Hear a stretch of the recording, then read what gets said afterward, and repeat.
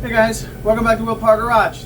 Today I'm working on a 2014 Porsche Cayenne with the 3.6 liter VR6 motor, and I'm going to show you guys how to fix your misfire that's caused by carbon buildup.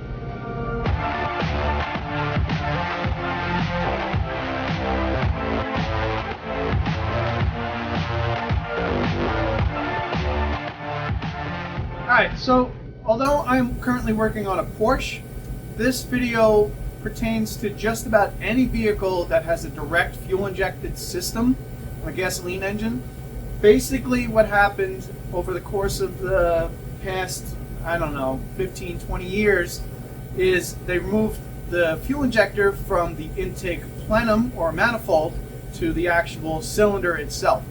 It is injected into that cylinder with high pressure fuel so that you get better atomization, more performance, whole slew of great, wonderful things from that system.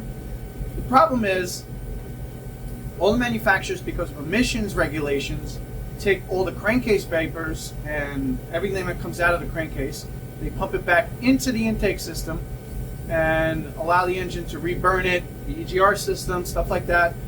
And what happens is you no longer have that wash effect of the fuel injector behind the intake valve. So what happens is you have a relatively warm intake valve, you have oil, vapors, unburned fuel, whatever it is that is coming through the intake manifold, hits that valve and basically starts to build up. When that builds up enough, now you're restricting the airflow into the cylinder and you don't get a proper air-fuel mixture into the engine, and this causes misfires.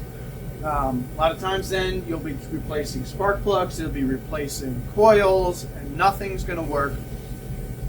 There are a few over-the-counter snake potions, as I like to call them, that you can put into the throttle body. It sprays in a chemical that basically cleans off this carbon buildup in the intake tract and on the valves. In my experience, it's really just a temporary fix. It will clean some of it. It will usually get rid of the misfire for a short amount of time, but I promise you it will be back quickly. A lot of the dealerships do offer a service for this now, some independent shops as well, where you basically remove the intake manifold and they'll use either crushed walnut shells or basically just get in there and manually scrape off the valves and vacuum out all the deposits. And that will remedy the issue and give you a great running car again for many, many miles. I don't have that machine to walnut blast anything, so what I'm going to do on this is I'm going to remove the intake manifold. It will give me access into the valves and the intake ports. And I'm basically just going to use a bunch of different wire brushes and scrapers with some brake clean, and I'm going to manually clean off these valves so that I can get this engine running as good as this car looks. So, first thing first, and because this is a Porsche, there are a lot of extra plastic covers that I'm going to have to remove, but I'm going to remove all the plastic trim around this thing, take off the air inlet, the air filter box, just so I can have access to the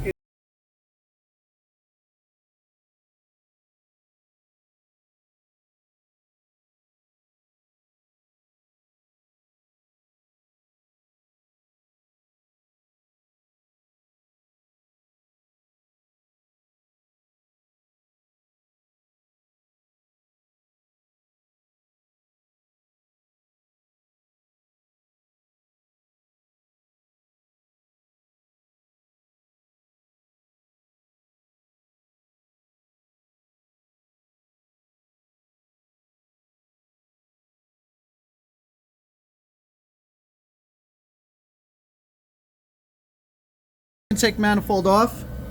And I don't know if this is going to show up on camera well, but let's see if I can focus in here. There's the valves there. This looks like cylinder number 2, and you can see the carbon buildup that builds up on these valves, and basically that just kind of chokes the engine out. You know, The other bank of cylinders is much harder to see. You can't really see over there, but there's a shot of one of the other cylinders. You can see how everything's built up. Let's see if I can get to the last one here.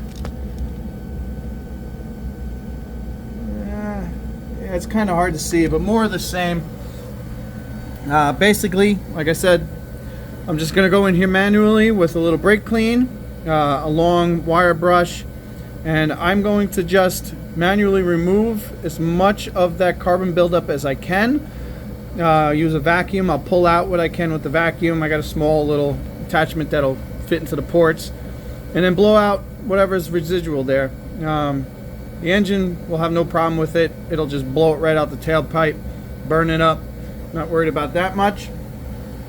But unfortunately, I just got to get in here and I've got to manually clean those off. A couple of things while I have this off, just so you know how the intake manifold comes off. The intake manifold has 3 large triple square bolts here on the fuel rail that you need to take off, and then the rest of the bolts that come here are T30s, and the top 3 on this, you're gonna need a really long T3 bit, basically.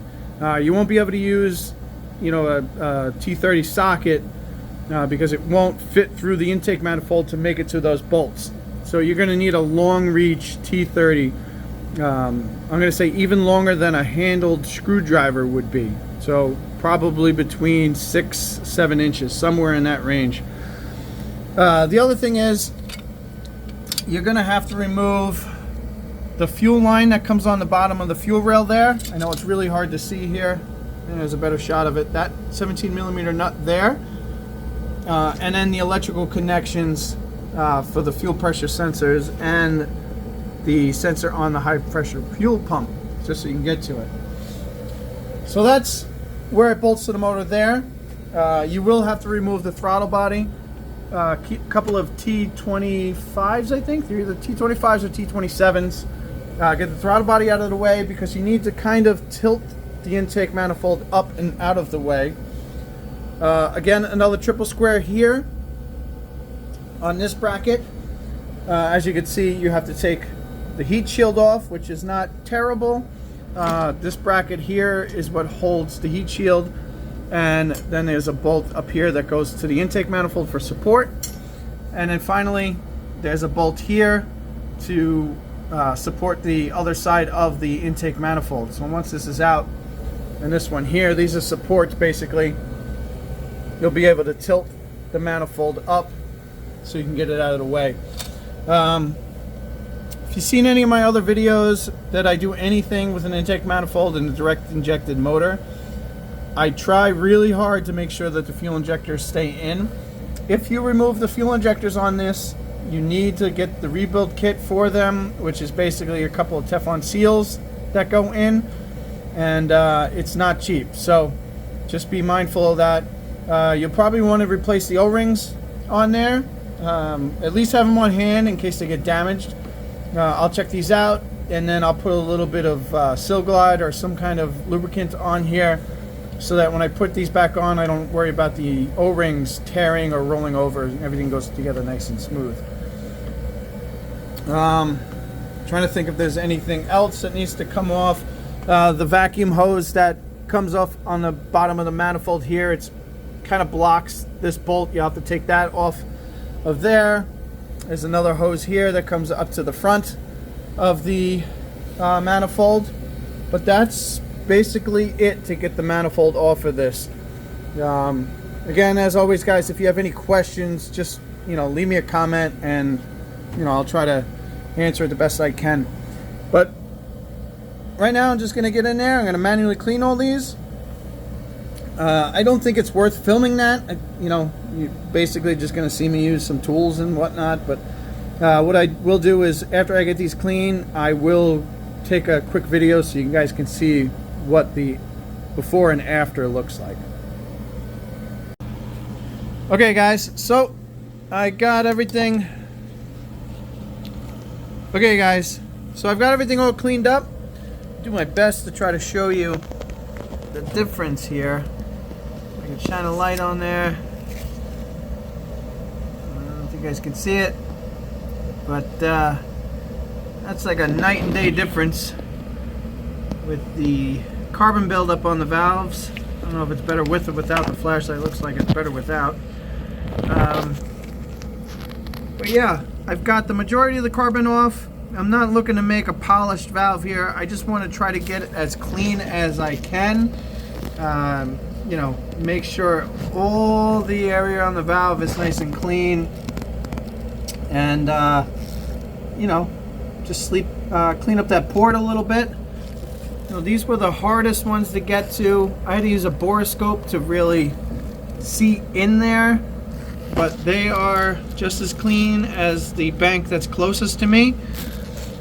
But from here, basically what I'm going to do is I'm going to put a little lubricant on the O-rings to the fuel injectors and get my intake manifold back into place so I can then fire this thing up and hopefully have a nice, smooth, no misfire running 6-cylinder.